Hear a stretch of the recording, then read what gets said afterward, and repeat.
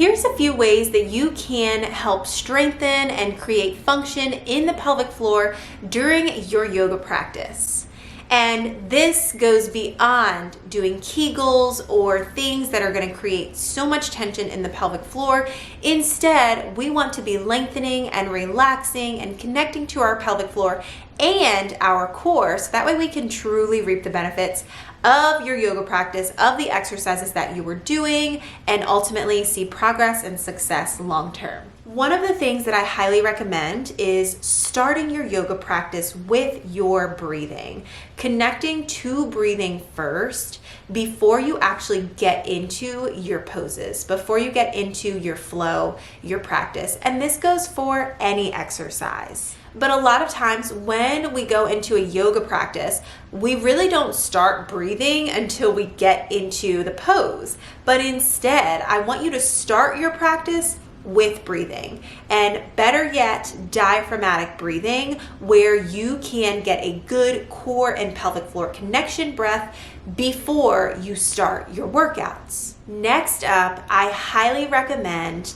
making sure that you then apply this breathing skill into your poses and your yoga practice. And so as you are going through, if you are holding, if you're in warrior, if you're in happy baby, if you are in down dog, wherever you are, I want you to start trying to relax, lengthen with every breath that you take. Because a lot of times, so many moms are so tight and tense during breathing, and not just moms, this is really everyone who does yoga or stretching in general, is so tight and tense and just relaxing and thinking they're relaxing their lower body if it's a lower body stretch. But if you're still tense and tight, I want you to really start thinking and trying to prioritize relaxing everything with every breath.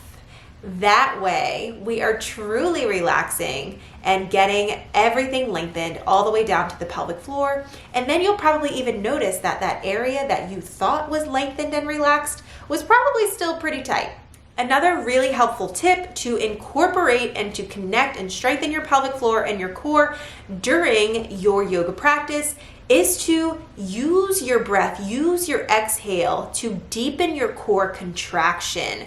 This helps you to, again, connect to the pelvic floor and get the pelvic floor engaged when appropriate. And now this would be something that you would incorporate during your glute bridges, during your chaturanga, during a plank. When you are really in this isolated core position, you want to connect to your pelvic floor, because the core and the pelvic floor are a unit. They work so well together if we give them the things that they need to thrive.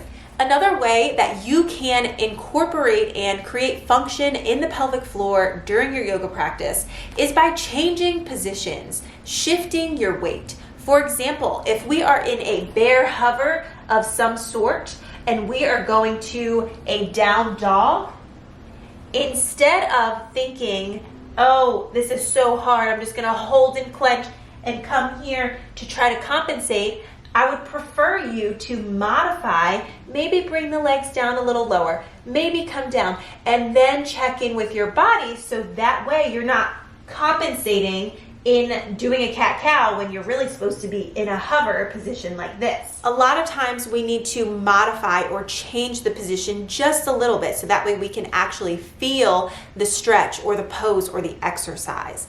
And this change can look like shifting your weight, maybe not using both legs, maybe taking it easier, taking your time, not going as fast, bringing your shoulders back and down, hinging more from the waist, shifting back into your heels.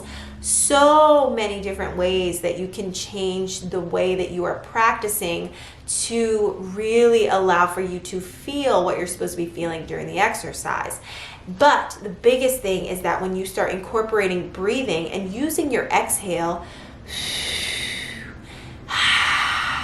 to lengthen or to connect to the pelvic floor and the core, that is really when you start noticing a change in your yoga practice. That mindfulness, that mind-body connection is so huge, not just in yoga, but in your day-to-day life. And this will help get you centered and allow for you to have a good foundation for if you decide to do higher intensity exercise, if you are doing hiking or doing some more higher intensity things with your kiddos. And this is ultimately going to allow for you to connect to your pelvic floor, to prevent pelvic floor related issues and improve some pelvic floor related issues, and create function throughout your pelvic floor and your core for your benefit long term.